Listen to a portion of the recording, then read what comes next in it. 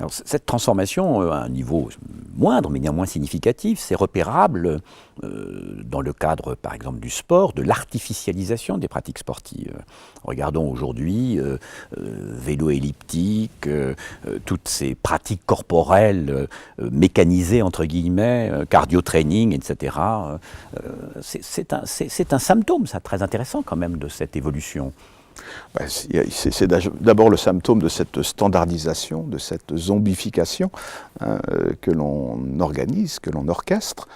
Et puis c'est l'idée que l'on peut dissocier de plus en plus le sport de la nature.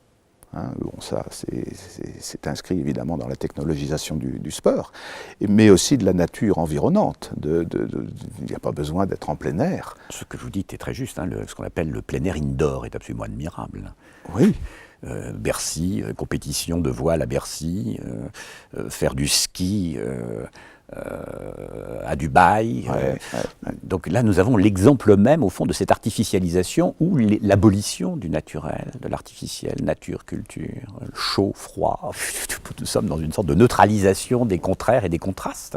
Neutralisation, oui, qui va au bout lorsque l'on pratique la virtualisation du sport. Et ce que j'évoquais en parlant des jeux vidéo, de la Wii, etc., qui est bon, le nec plus ultra de cette virtualisation. Donc, le sportif s'enferme de plus en plus dans sa bulle, il devient une espèce de monade, dissocié d'un environnement naturel, donc on peut le transplanter effectivement à l'intérieur, indoor, et puis progressivement on va même pouvoir le conduire à dématérialiser ses gestes et à ne plus agir que par procuration.